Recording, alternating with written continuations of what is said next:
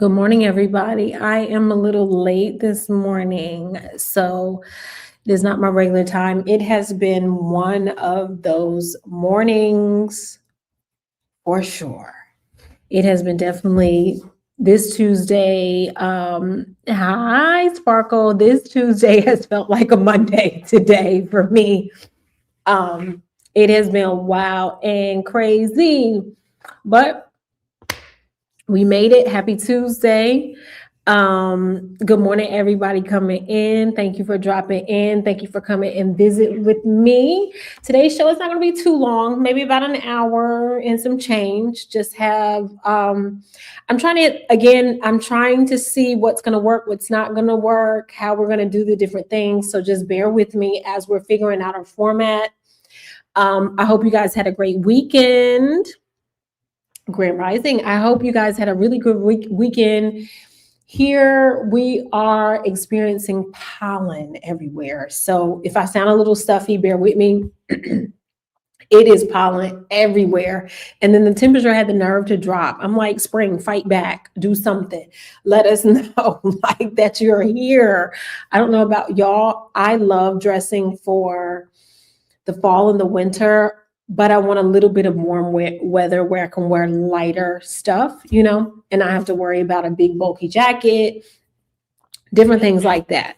So that's what I am looking forward to. So welcome to Here on Politics in Plain English. We take current political events and explain what's happening, why it's happening, and what it actually means. Welcome in, hit that like, share, and subscribe. Tell a friend, especially if they need some news that they can understand on their level. Send them on over here. They can be in the clouds. They can watch while they work. Good morning. They can watch while they work, have me in their ear really quick. Different things like that. We're just going to get down to the nitty gritty. So we've got a couple of things. We have TSA, who is still not funded, right? Still partial government shutdown. We have that.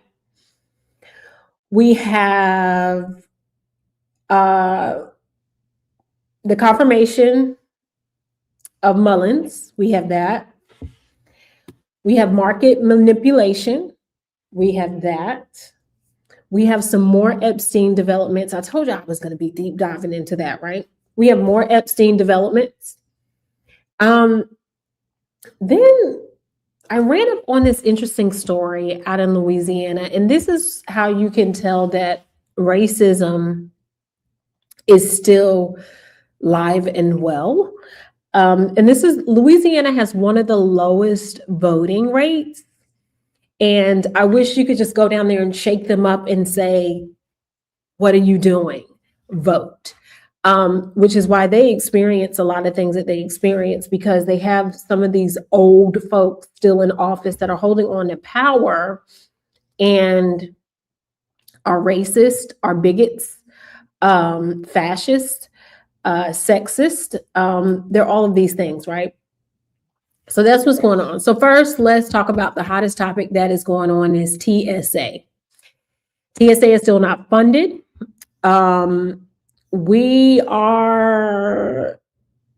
TSA is not funded. Meanwhile, Trump deployed ICE.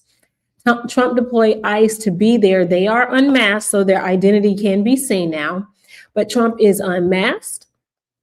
ICE is unmasked, which I'm like, are y'all ready for that? Because, people are going to be showing your face. We've seen it all over TikTok, all over Twitter, Threads, and Instagram. We're seeing the faces of the Gestapo. We call them the Gestapo. Good morning. They are occupying space while they're being paid. Meanwhile, TSA agents aren't being paid. Okay, they're not being paid. This is their first paycheck, full paycheck that they went since their last payment that they received was Valentine's Day. So they're a month and some change without being paid. Horrible. People have bills, they've got rent, they need to buy food, all of these things. And call outs are on the rise, as well as wait times are like horrendous right now. So I have been watching the wait times in live on live tracking them. As you can see right here, hang on for me. As you can see right here, we're looking at the wait times currently for different airports. Right now in Texas, and this was at 10 o'clock this morning. So 270 minutes, like that's crazy. This is unavailable because it's that long. Newark is unavailable because it's that long. And we already know what happened at LaGuardia over the weekend. It is unavailable because it is that long. So my mom recently came back from Africa. And coming back in just to get through customs was hours because, there's no more global entry. There's no more clear. There's no more all those things that will allow you to skip the line anymore. She said hours. I have friends and family members that travel for a living. One of my family members was leaving out of Atlanta to go somewhere else, right? It took them 5 hours just to get to where they scan they look at your ID and they take your ticket. 5 hours. Can you just imagine standing 5 hours just waiting to get to TSA? And they're taking the lines through baggage claim. Crazy. Meanwhile, ICE is sitting there. Thank you so much. ICE is sitting there tweeting their thumbs on their phones, different things of that nature. So it's not a lot of work. They're getting paid to do nothing. But the only benefit of them being in the airport, they aren't killing people out here in the street like they normally do. Okay, they aren't kidnapping folks and doing unlawful arrest like they normally do. So we did see that decline.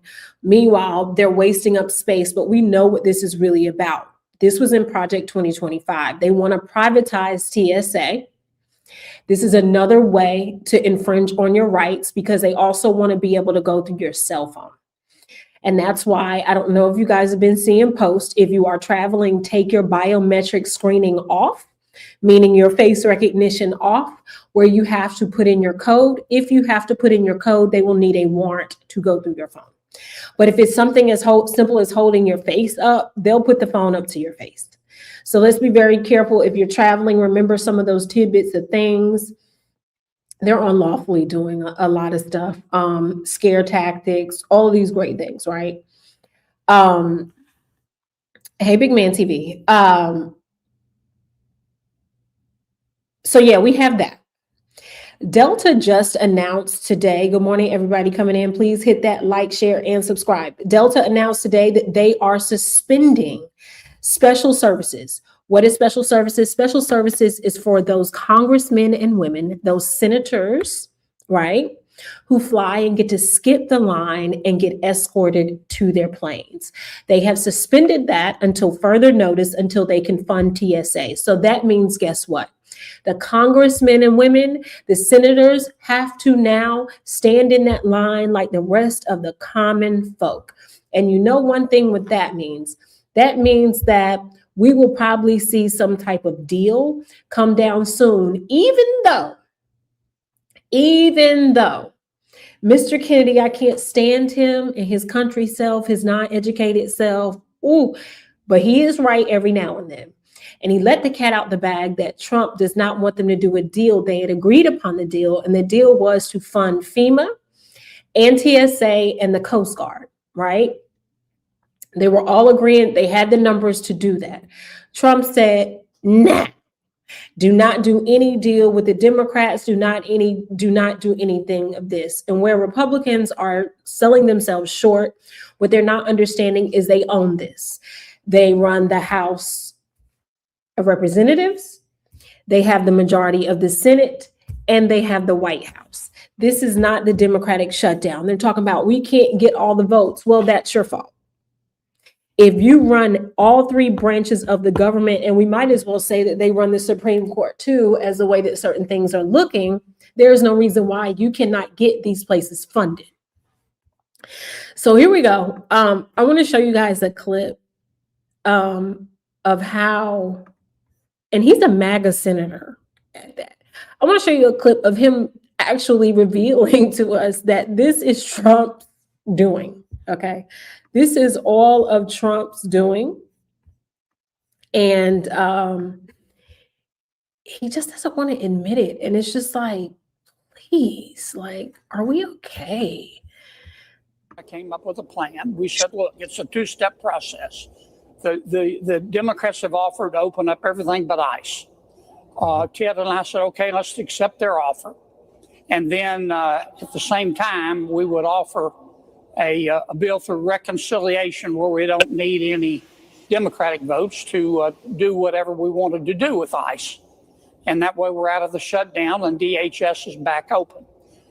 We submitted that. Senator Cthulhu submitted that to President Trump, as is his right. He said no deals with the Democrats. It would have worked. We could have had TSA paid by the end of the week, but the president said no deal.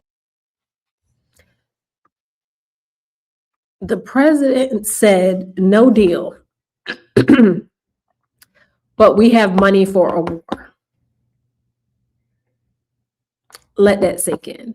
We have money to give tax breaks. We have money to demolish the East Wing for this stupid ballroom he wants to put up. We have money for Kristi Noem and her videos, her campaign videos that she had. I think it was like $200 million was spent on that. We have money for all of these things, but we cannot pay TSA. We cannot pay FEMA. We cannot pay the Coast Guards. These are essential to our safety, security, and recovery. So when those wildfires are ablaze and they need FEMA to come in, FEMA is not even operating off a full scale. You have Coast Guards who keep the waterways safe if something happens in the waterway. Matter of fact, had that plane crash happened in the water, right? The Coast Guard would have been the folks out there in the water, pulling people up, getting the wreckage, all kind of other things. That's what the Coast Guard does. Coast, you know? So it's disheartening to see this. My heart goes out to the TSA people because they shouldn't have to work for free and they shouldn't have to be used as a pawn. Good morning. They should not have to be used as a pawn in this political tussle that we see going on. And while we're here, there is a story that got uncovered last night by my dear friend, Rachel Maddow. If you don't know, you know, if you know me, you know I love Rachel Maddow.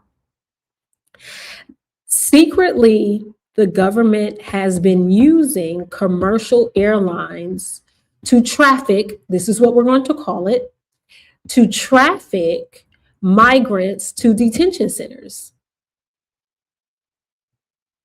Wait a minute, huh? Yes, you heard me right. They have been secretly using commercial airlines to traffic migrants to detention centers. That's really not supposed to happen. But watch this clip here. I want you guys to see this in rare form with my girl. Just watch this. Hold your breath, but watch this. On this grand scale.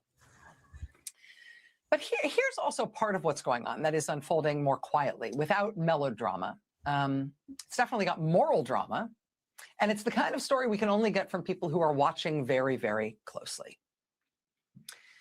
This story starts with a guy in Minnesota, a man named Nick Benson, who would not mind if I described him to you as a plane spotter. He's a plane buff. He's an aviation geek. He studies planes. He looks at flight data. You know, it's at some airports, there are little places set aside for people to view the takeoffs and landings. Those are for people like Nick Benson. in the Minneapolis area where he lives. Whenever he gets the chance, he goes to the Minneapolis airport and he takes photographs of interesting planes coming and going. This is his passion.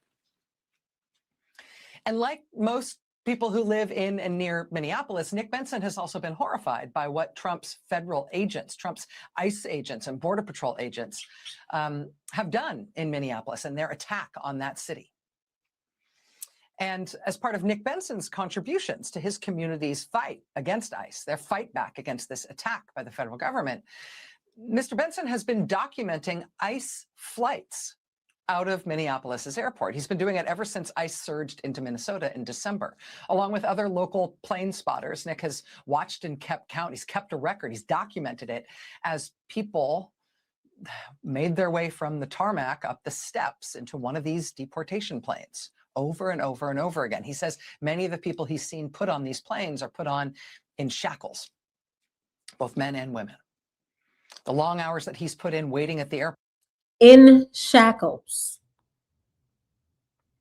Let that sink in. In shackles. Remember, there are reports of people disappearing and they can't find them. There's no trace of them. This is how this stuff goes. This is how this stuff happens. They're being forced in shackles on these commercial flights. These details that she has coming further are so alarming and scary. Okay.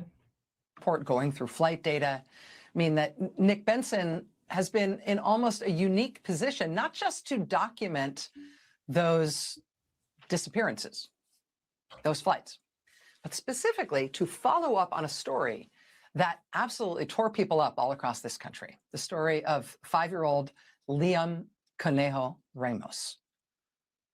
You'll remember the story of Liam Ramos, right? Nick Benson was able to follow that up and uncover something about that story that nobody else in the public has been able to see.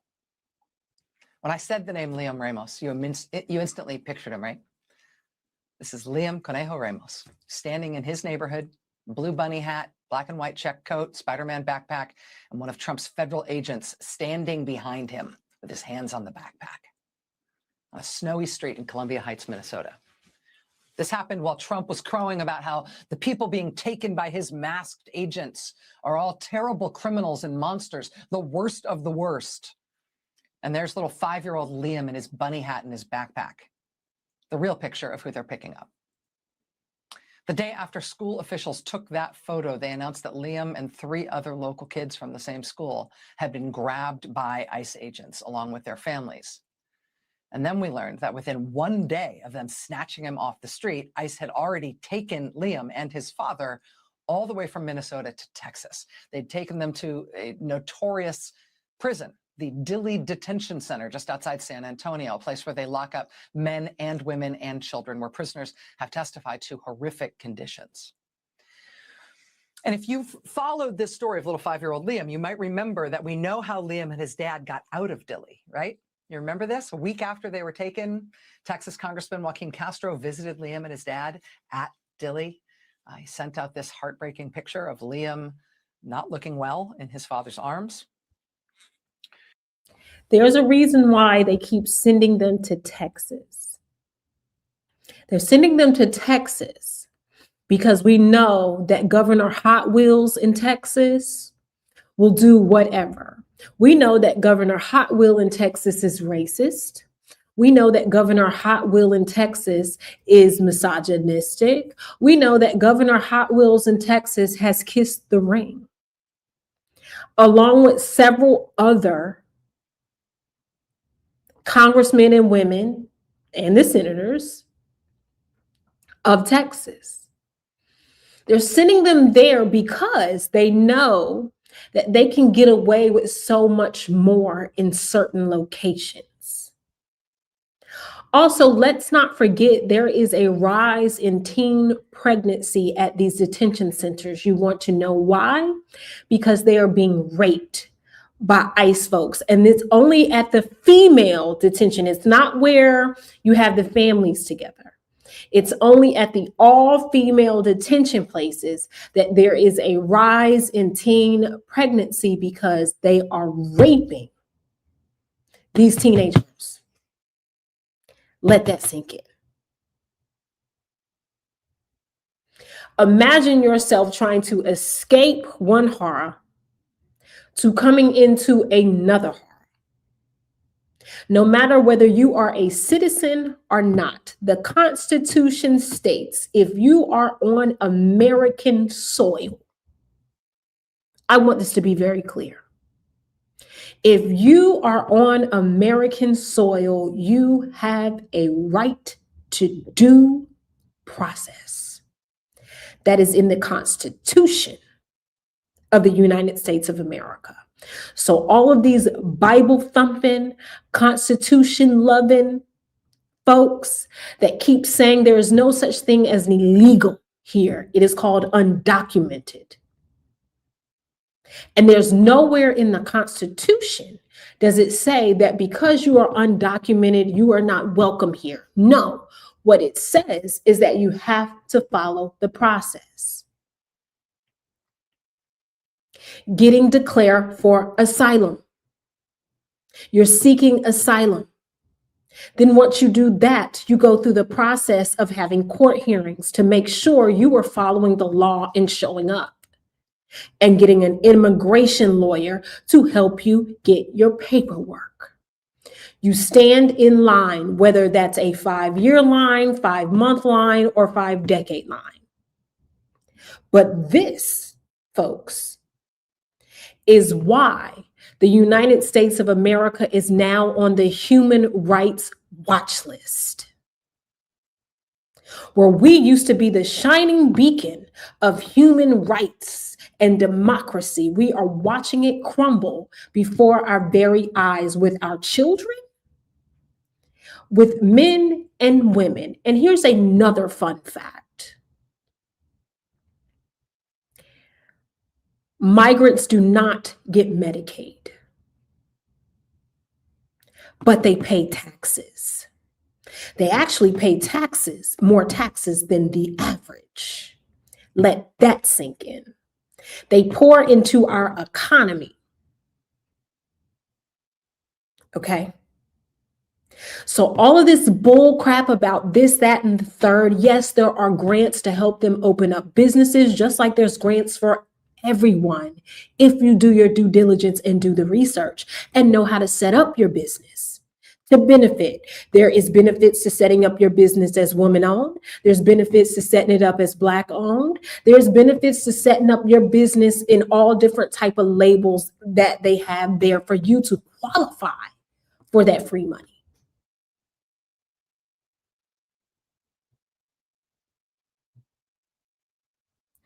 This is insane. But let's keep watching. There was continuing national uproar over this case over what had happened to this little kid and his family. And then just days after that visit from the congressman, on February 1st, the Trump administration decided that they were going to release Liam and his father from Dilley. And the government flew Liam back to Minnesota. And you might have seen the images from that, right? Liam getting to visit the cockpit of this Delta flight he was flying on his flight home to Minnesota. A crew from ABC News was there as the very, very nice pilots who were very kind to him, gave him a lot of attention and let him sit in the pilot's seat and gave him his own little pilot's wings. In the case of little 5-year-old Liam, the public pressure worked in a way. Instead of being stuck in Dilley for weeks or months or longer, things moved faster for him and his family. Liam was taken off the street in Minneapolis, flown across the country, imprisoned, then freed from the prison and flown back home all in less than 2 weeks. It went fast because of the national uproar. But back home in Minneapolis, that plane spotter, that activist, Nick Benson, he had this nagging question. Because in all of his weeks and weeks of watching ICE flights leave the Minneapolis airport, watching the men and women in shackles go up those tarmac stairs, Nick said he'd never once seen a kid boarding one of those flights. He'd never seen a little kid, like a 5-year-old like Liam. So then how did they do it? How exactly did ICE ship Liam and his dad from Minneapolis to Texas, and so quickly, within 24 hours after they grabbed him off the street? We know they sent this little boy to prison in Texas. How did he get there? How did he get from standing in his bunny hat and his black and white coat and his Spider-Man backpack in Minnesota to a Trump prison camp one day later? How did they do it? Well, now, thanks to Nick Benson, we can see that part of the story. We can have a view now into the machinery of Trump's system for locking up little kids, for locking up families, a view that we've not had before. And it's because Nick Benson knows the Minneapolis airport like the inside of his own car, right? Because he knows the flight schedules, he knows the layout of the gates, he knows roughly when Liam had to have traveled. And because of all that, because of what he's been doing, Nick Benson was able to tear this thing open.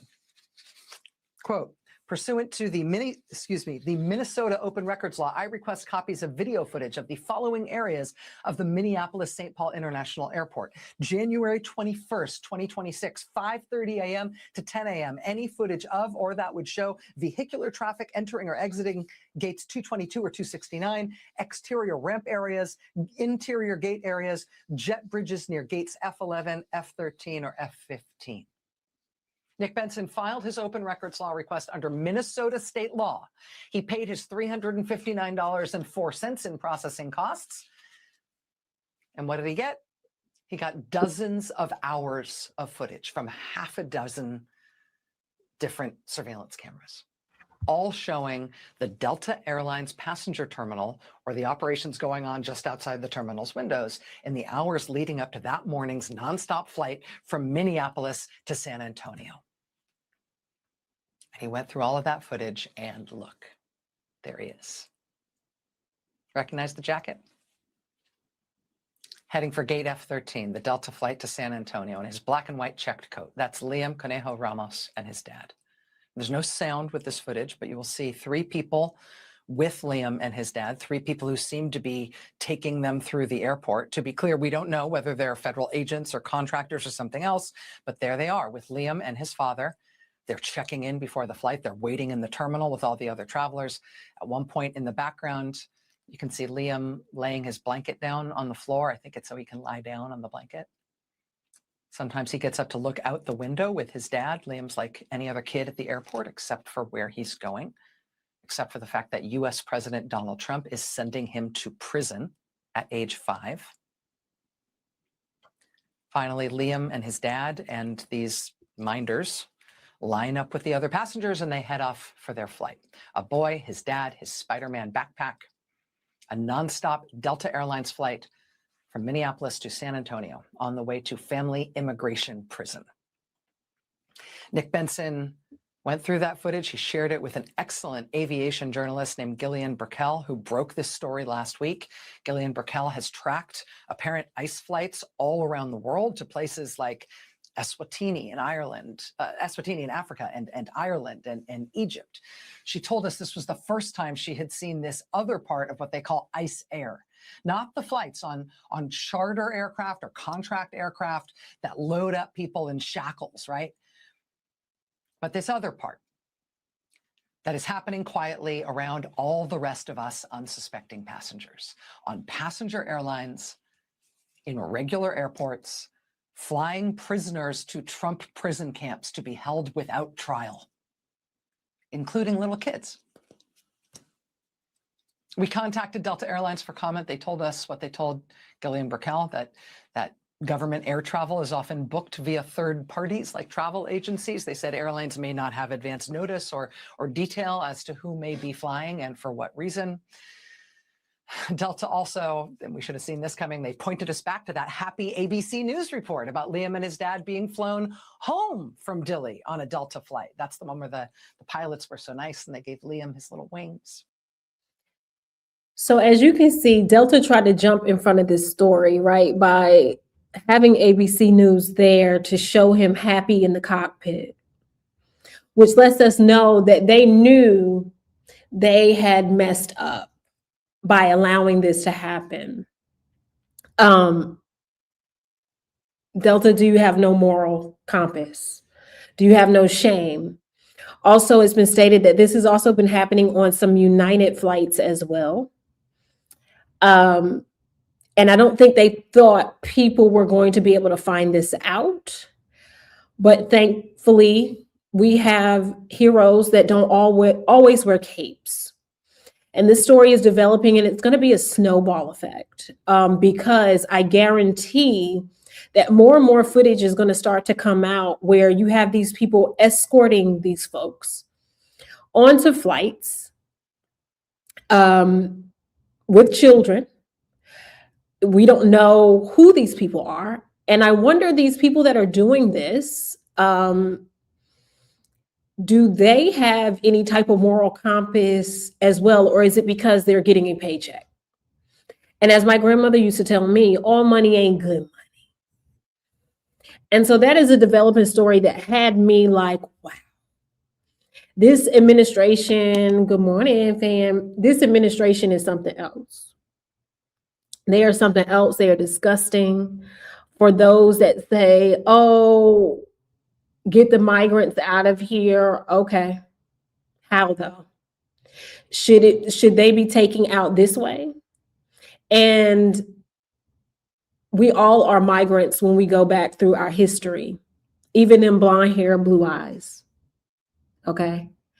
Except for the indigenous folks. This was their original land. So that's something I'm also going to keep my eye on and watch to see how that unfolds. Because that is quite interesting how they're smuggling people. That's really what's going on. They're smuggling people in plain sight. People are disappearing in plain sight. But thankfully for reporters, we are finding these things out and finding out how they are doing this. And once you can figure out how, then that's when people can show up. There was a story on there of a woman got on a Delta flight and she knew she was being detained. And she wrote inside of a vomit bag. She wrote to the stewardess. Flight attendant is really the politically correct name. She wrote, please call my husband and let him know that I've been detained. And the flight attendant did just that. These are the times that we're living in, where people can't even safely move about. And this is someone who is not a criminal, who goes to work and pays their taxes and abides by the law. And according to DHS, they're only detaining criminals. But we also know that anything this administration says, as long as their mouth is moving, 10 times out of 10, they're lying.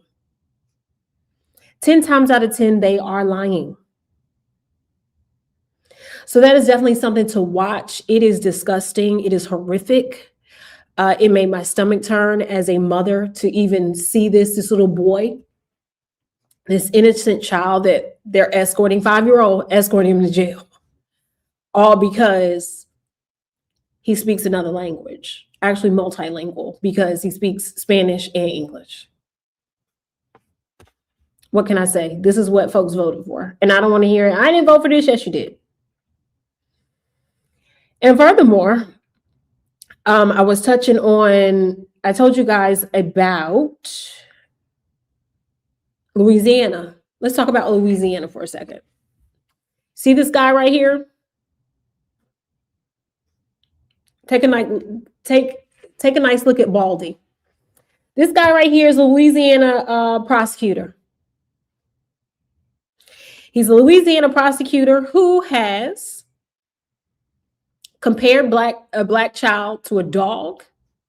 He's also been caught withholding evidence in death row cases. He is now running for judge. Let that sink in. He is now running to be a judge in the state of Louisiana. He has also been found for concealing evidence in cases. He has also been found guilty in submitting false paperwork. And the crazy thing is he's the de facto front runner down in Louisiana. Because judges are elected. Only appellate judges, federal appellate judges are appointed. But this guy right here, for my folks on my horizontal screen and my folks on my vertical, this guy right here, Louisiana prosecutor, Hugo Holland is his name. If y'all don't get out the vote, Louisiana, I don't know what is the issue. Louisiana is at the bottom of education, is at the bottom of healthcare, is at the bottom of economic growth, is at the bottom of a lot of things. You also have the lowest one of the lowest voter turnouts, period. When you guys have the most risk, and the black population there is far wider than your counterpart. But this guy is your front runner. This is the guy that y'all have front running for a judge. And it's serious because a judge can sentence you to life, death, sentence you to a lot of different things. A judge has a lot of power and a lot of leeway.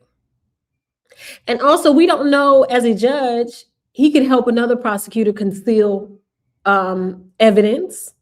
He could actually throw out substantial evidence off of making up any grounds to do so. This is what we're dealing with here in America. And this is why I said racism is alive and well. And the Trump administration, MAGA, just gave it the platform that it needed to say, we're here, we're in charge. And what I just can't quite understand,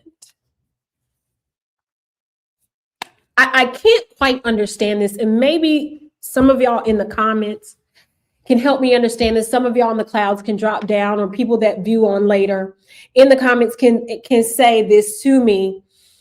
I don't understand why white people are so mad. Why are you so mad?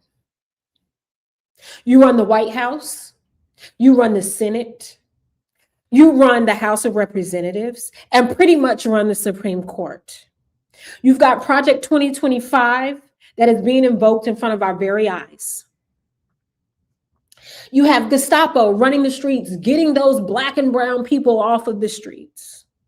You have an attorney general who is incompetent, lackluster as they come, but it's who you guys wanted. You have Kash Patel, who is an immigrant himself, but has kissed the ring. Thank you so much. Who has kissed the ring of a racist, bigoted himself. And y'all are so mad with us. Why are y'all so mad? What could you possibly be mad at? You guys have everything you wanted. There's no more Affordable Care Act subsidies, right?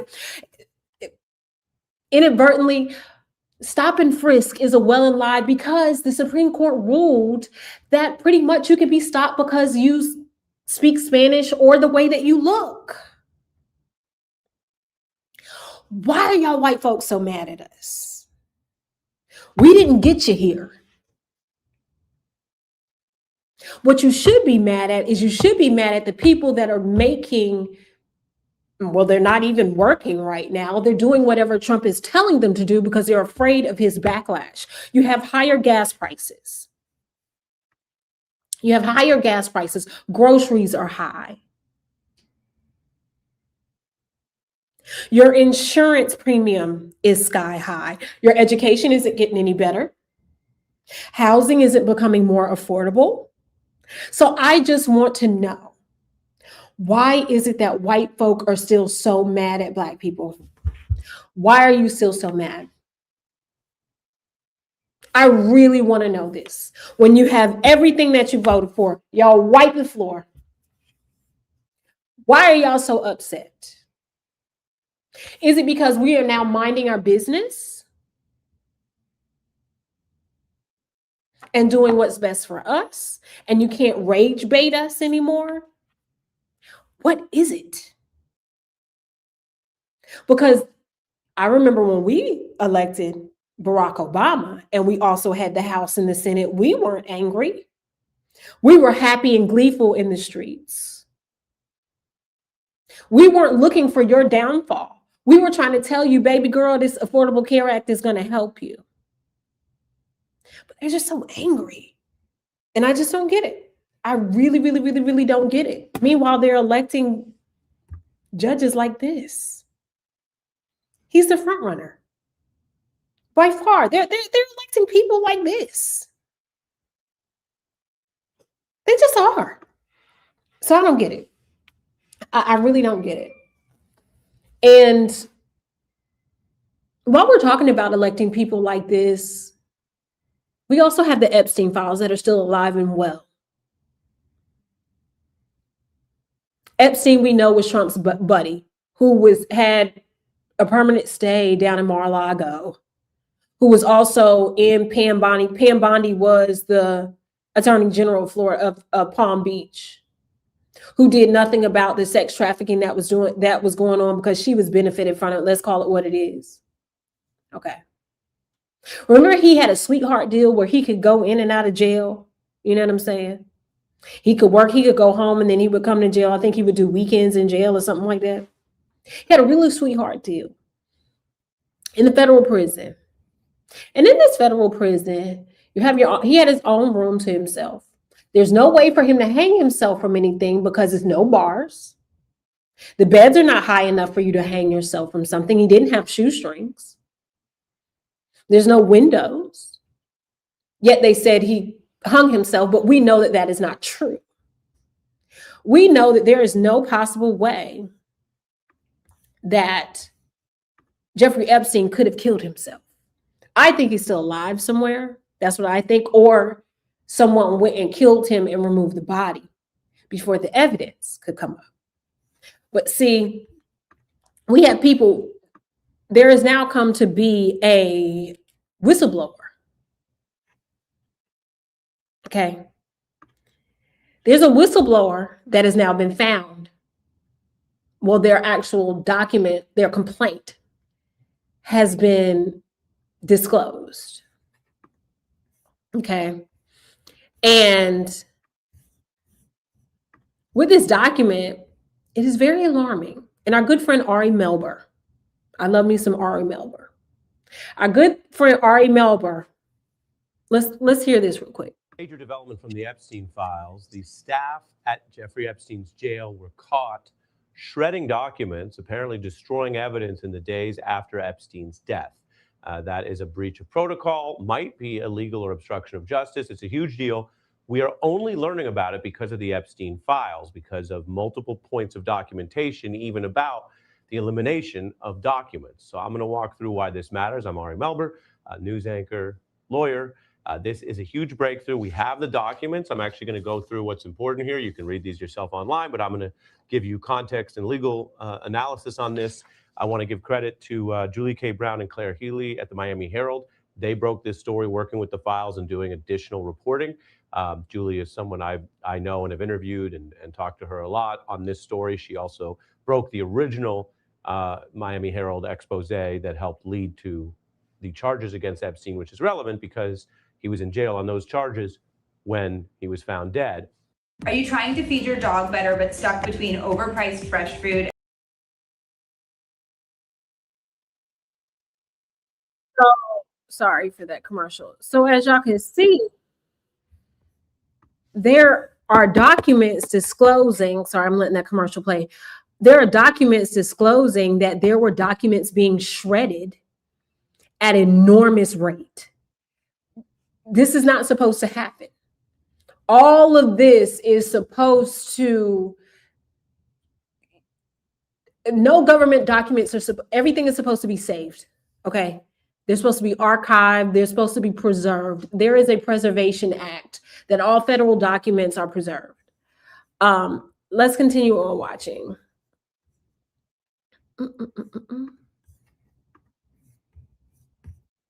Because this is wild. we know that this is wild. Like, it just is. Documents show that there was a bunch of document shredding and apparently a desire to quickly remove evidence in a manner that involved many people. So that off the bat is suspicious. To be plain English, basic here, whenever you are investigating something, you're typically collecting evidence, not destroying it. And so at a baseline level for a case that is beginning, that is open, where you're trying to get all of the information, it's highly irregular and suspicious to have a bunch of document shredding. Now, there could still be a question, in all fairness, of, well, was this unrelated? Was this something that was just going on?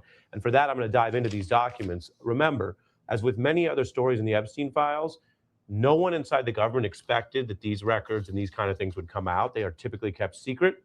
It took a change in the whole law to get there. So one of the first questions you get sometimes is, well, why would they even write this or that down if it makes them look bad or this or that? The truth is they're accustomed to a high amount of secrecy that lasts for years and years and years. And inside DOJ, and the higher up you go, you can make things classified.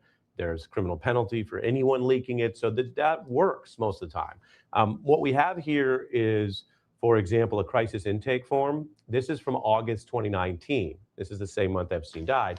And you can tell the DOJ did go through it because it has some of those necessary redactions. But to jump right into it, this is a federal corrections officer who knew enough to know how to file a kind of whistleblower complaint. Obviously, if you see people destroying evidence, you don't go to them. If they're above you, that's kind of ongoing as an issue. And so this individual, whose name is redacted, at 6:30 p.m., kind of after work hours, typical work hours, called the FBI National Threat Operations Center, where you can file a more serious type of account, and had enough details to situate themselves or make it credible. And they said, quote, they had never seen this amount of bags of shredded documents coming out of the jail. They appeared to be a product of the Bureau of Prisons After Action Team. That's an official group inside the prison or the jail that can go in and deal with something like Epstein's death.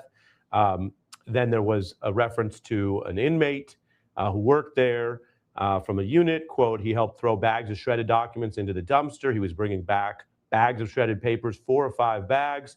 This individual who called in says they would go into the dumpster, and then this individual, who's an inmate, so that's a secondhand account, told the caller, quote, the after action team is shredding huge amounts of paperwork.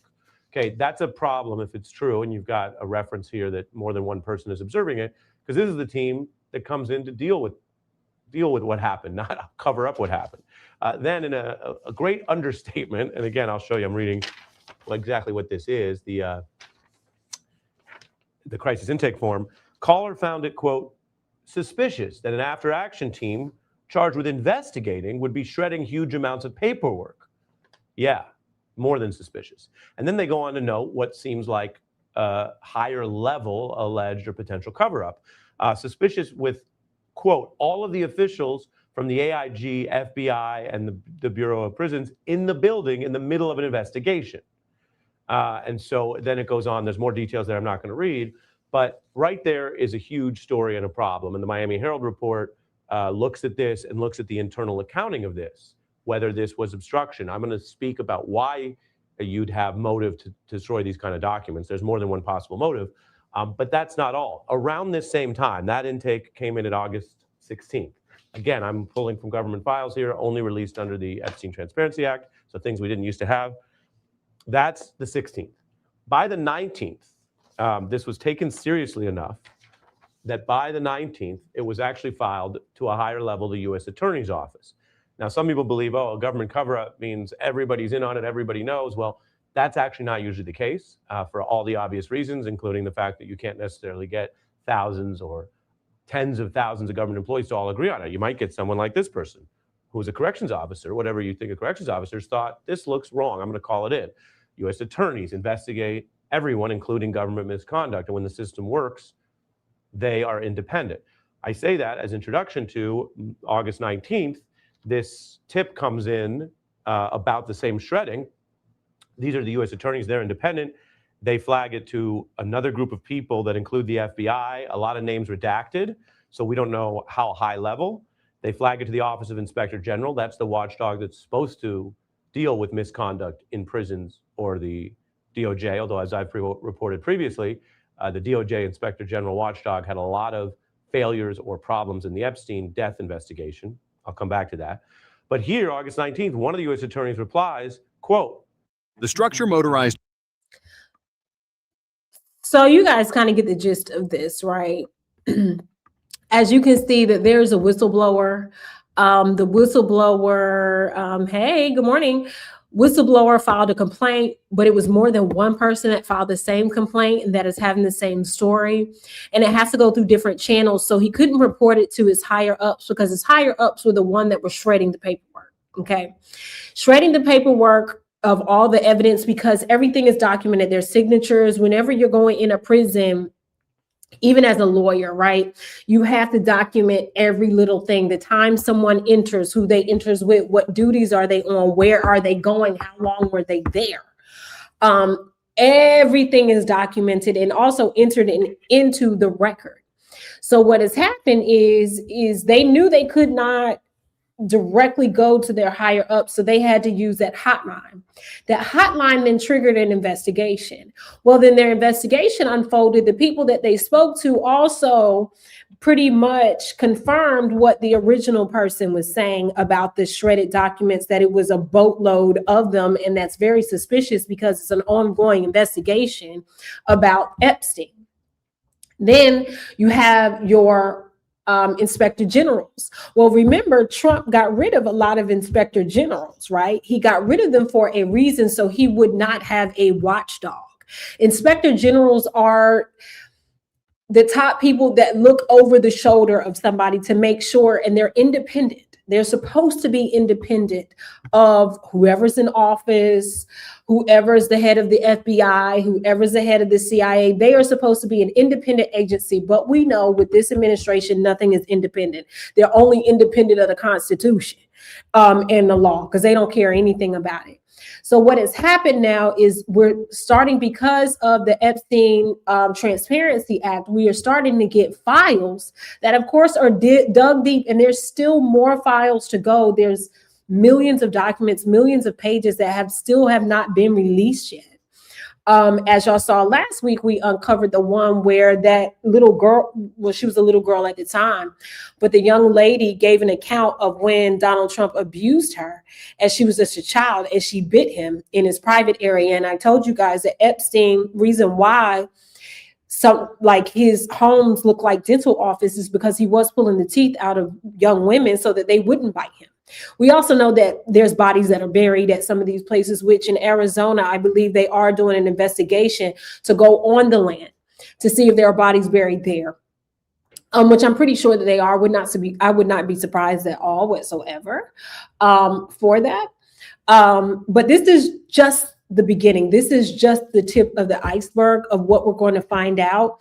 Actually, you guys know that I am studying to be a lawyer, and we have been kind of looking and following the Epstein. I do know that over the summertime, a group of us are actually going to dig really deep in it and kind of comb through the pages and see what we can also find and kind of put together and things, kind of like our mini task force. And we're doing it just for fun, just because we like, the art of, fact finding, putting the case together, plugging the pieces to the puzzle and creating the entire web and seeing who had what, when, where, and how. So this is a really developing story, a huge developing story, and we're just only getting started on this. So that is something I'm definitely going to keep my eye out on. But it's crazy how the Epstein files, are no longer the #1 search, which that'll go back up in a minute. But we bomb Iran, and make all of these threats because too many people are asking too many important questions and people are getting caught up on Congress. And then what happens is he needs a distraction. But see, when he needed the distraction, what happened was the stock market started to tank. Oh no, we can't let the stock market tank. So what did he do?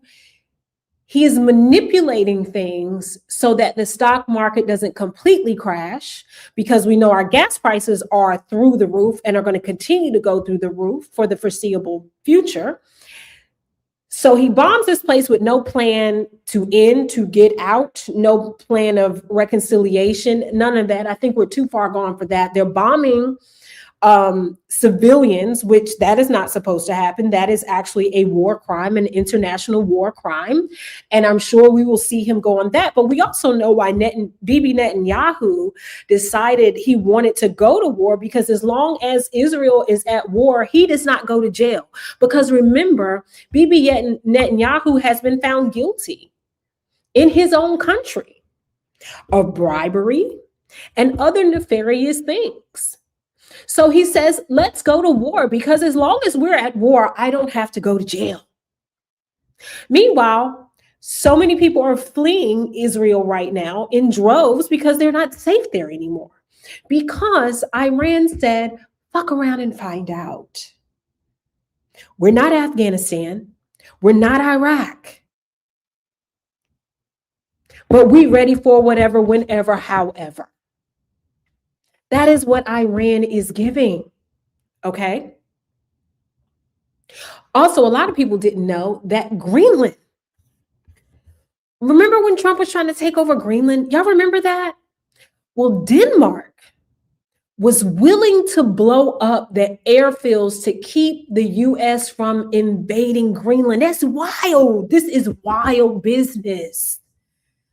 This is wild business. Denmark, who don't bother anybody. Denmark don't bother a soul. Greenland don't bother a soul. Iceland doesn't bother a soul. All of them are all peaceful. Their nature, you know, you go see the light show wee hours in the morning and stuff like that in Iceland, and you go and go into the what is it, the hot, what do they call it? Lord, I can't think of the technical term, but it's water that's hot, and you go, it's like the hot fountain, and you go in there and you dip in there in the ice cold water, but the water, I mean, in the ice cold rigid temperatures, but the water is really, really hot out there. So it's almost like an outdoor sauna with black sand, table with black sands and things like this. They don't want no problems. They just want to live peacefully and ride their bikes through the meadows and things of that nature. But Denmark was willing to blow up Greenland's airspace around their airport. They had bombs and things nestled around the area to blow it up in case. Donald Trump got the wild hair and thought he was going to invade Greenland. They were going to make it impossible for them to get in. This is wild business. This is wild business. This man manipulates and bankrupts everything. The United States of America is currently bankrupt. Let's be very clear. We are bankrupt. They have stolen all of our money, which is why we don't have money for anything. Okay? Which is why we don't have any money for anything. Okay? So then this happened Monday. This happened Monday, right? So remember, he claimed he gave Iran 48 hours. Remember, I'm talking about manipulation here. He gave Iran 48 hours, or I'm blowing up your energy. He said, I'm blowing up your largest electrical grid that you have. That's what he said. Well, it was forecasted that the stock market was going to crash come Monday morning.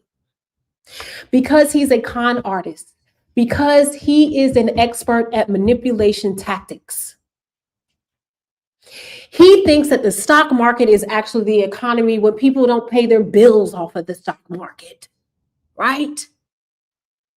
The stock market is for the elite, the ones that are making the real money, right? This is what's happening. So then he comes and he claims that they are close to a deal. This is what he does right before this.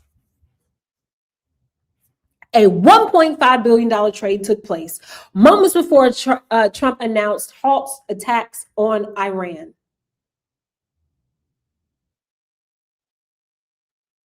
Read that again. $1.5 billion. A $1.5 billion trade. Right before he was going to announce it. And I guarantee once we follow the money, it's his people that got that money. Somebody he's going to benefit from, or has already benefited off of, or it could be a company of his company of his company who has something to do with this. $1.5 billion. This is insider trading at its finest, okay? Insider trading at its finest.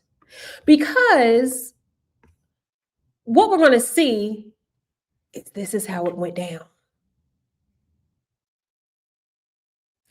At 6:50 Eastern Standard Time, someone bought 1.5 million on S&P 500 futures. Pushed the index up 0.3%. They also sold 192 million in oil futures. That is 4 to 6 times normal.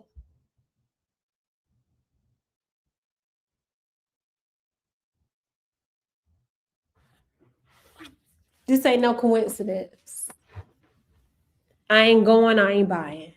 This ain't no coincidence. Okay? Then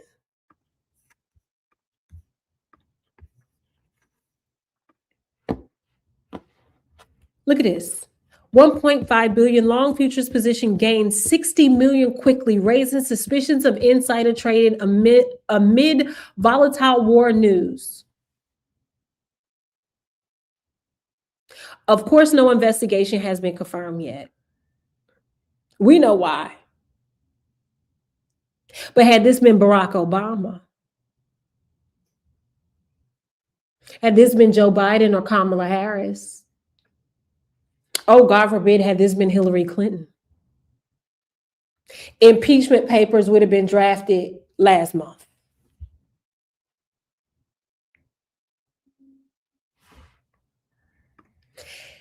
The rich are getting richer off of our pain, and folks need to wake up. These people aren't like us common people that are working. These people are not like us trying to get an education so that we can begin a career, embark on a career that we can leave to our children. It is disgusting in every way.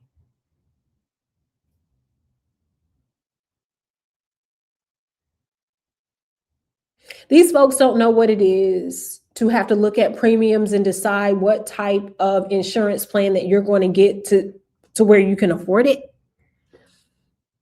These folks are playing on our pain. Meanwhile, our soldiers, our brothers and sisters are being sent over into a choice war, because that's what this is, a choice war. Our brothers and sisters, our nieces and nephews, our children, our sons and daughters are being sent over into a choice war and being put in harm's way while they're profiting off of it. And we already know wars only start underneath the GOP reign. Go look at the history books. War only starts, wars and recessions have one thing in common: Republicans. If you go back through history, we've been in recession only due to Republicans. Never when the Democrats have it in office. When you look at what is in common with the Democrats, you see job growth,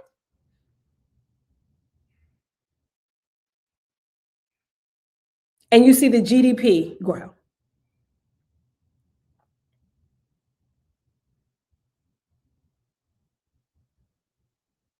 They are playing with our time, on our top, and our lives.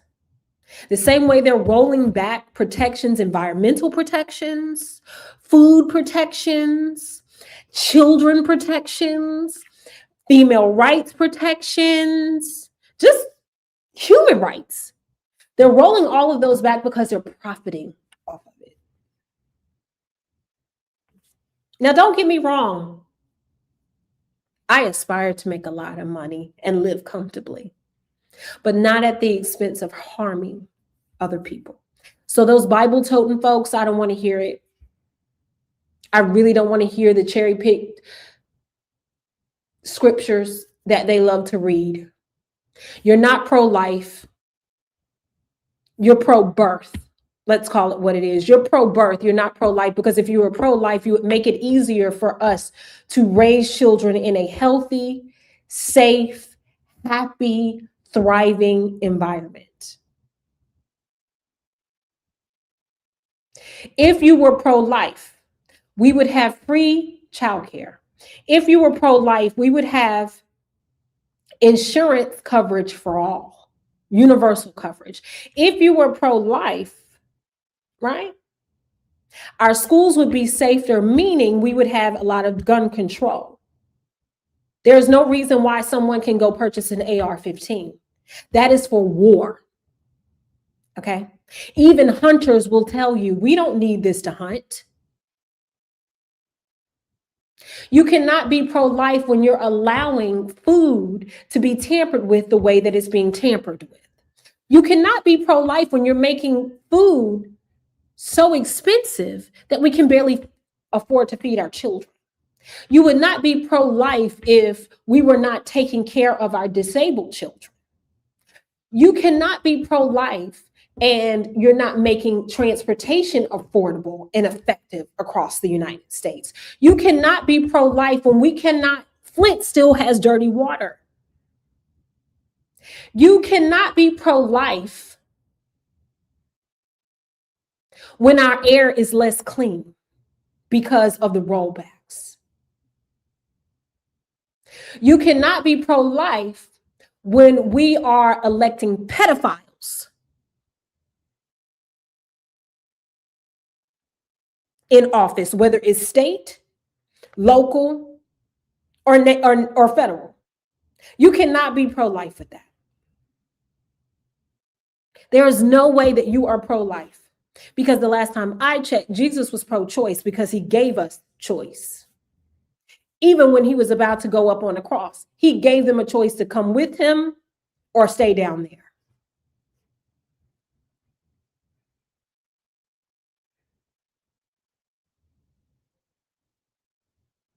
So don't let them fool you. Don't let them hoodwink you into all of this narrative. We're doing this to benefit you. No, they're doing it to benefit their pocket. Their bottom line is being benefited while we're down here scraping for scraps. The middle class is no more. The middle class has been evaporated. You're damn right. Jesus was pro-immigration. He was pro-kindness. He was pro-love. He was pro-equality. There's a lot of things he was pro that they are omitting. They love to sit in church on Sunday and pray, but then come out here and raise hell Monday through Saturday.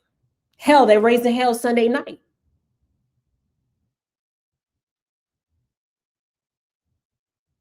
But that's my little TED Talk of the day.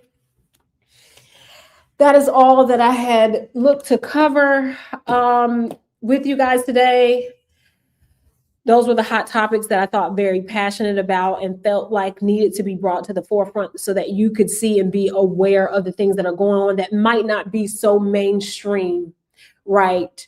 That we need to keep our eyes on and be abreast of, and just know I'm in it with you. You aren't alone. We got, and it's really group economics. So if you have a group of people, group of friends, family, sit down, make a plan together, right? And activate. That's all I can say is activate. I know it's another No Kings protest this Saturday all through the country. So I'm sure that is going to be extremely large. It's probably going to be larger than the last one because people are pissed, as they should be. As they should be. You should be alarmed at what's going on, and you should exercise your right to vote. Do not think that your vote does not count, because look in some of these spaces where people have won by 3 and 4 and 5 votes. Your vote does count, because if it didn't count, they wouldn't be trying like hell to take it away. Remember that. So thank you for coming to Politics in Plain English, where we take the current political events and explain what's happening, why it's happening, and what it actually means. Now go outside, have a great day, breathe some fresh air, and remember, we all we got.